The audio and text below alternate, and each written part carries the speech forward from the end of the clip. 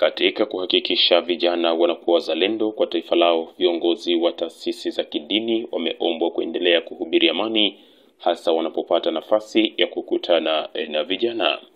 Ombi hilo limetolewa mjini Korogwe Disemba 6, 2025 na afisa maendeleo ya vijana halmashauri ya mji Korogwe Bwana Rajabu Limoso alipokuwa kwenye kongamano la kijana na kesho yangu lililoandaliwa na idara ya vijana kanisa la FPCT Mbeza Korogwe. Vile vile kwetu tunatoa rai na sisi kwa viongozi wa taasisi za kidini kwa maana wao ni sehemu ya mojawapo ya sehemu ya kudumisha amani na upendo katika nchi yetu. Kwa hiyo kunapotokea mkusanyiko wa vijana kama hii, iwe kwenye kongamano au hata katika nyumba za ibada, basi wahubiri sana kuhusu amani. Kwa sababu leo hii bila amani tusingeweza kuwa na mkusanyiko huu, na bila amani hata kwenye nyumba ya ibada kusingekuwa na muumini ambaye anaenda kufanya ibada.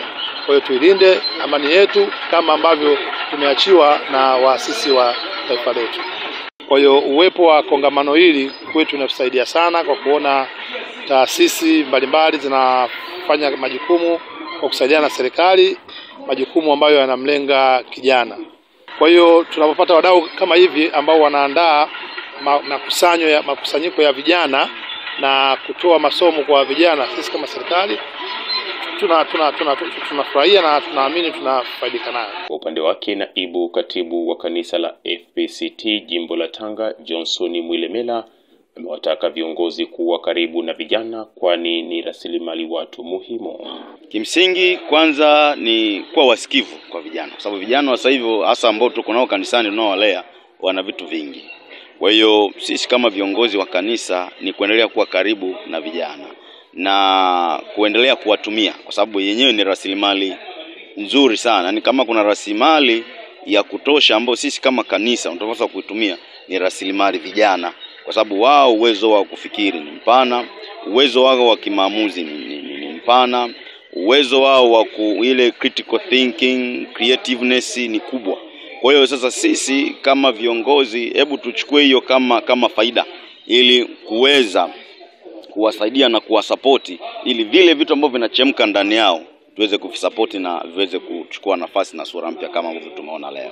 Naye mratibu wa kongamano la kijana na kesho yangu Bwana Bahati Ngowi amesema wameandaa zoezi hilo kwa sababu wanaamini vijana wanahitaji elimu sahihi. Tumeandaa kongamano hili kwa sababu tunaona ipo haja ya vijana kupata elimu sahihi kuhusu mambo mbalimbali ambayo yanawazunguka, ikiwemo kuhusu afya zao, ikiwemo kuhusu taifa lao na uzalendo, ikiwemo kuhusu madawa ya kulevya na afya ya akili, pamoja na uchumi kwa ujumla na kumhusu Mungu wao. Na tunaamini sisi kama waandaaji kwamba vijana wanahitaji elimu sahihi.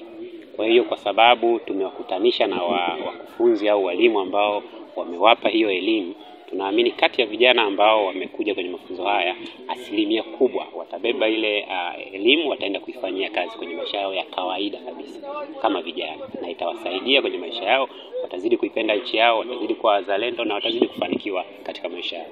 Kutoka katika ukumbi huu wa Hillview uliopo mjini Korogwe, mimi ni Martin Mhina.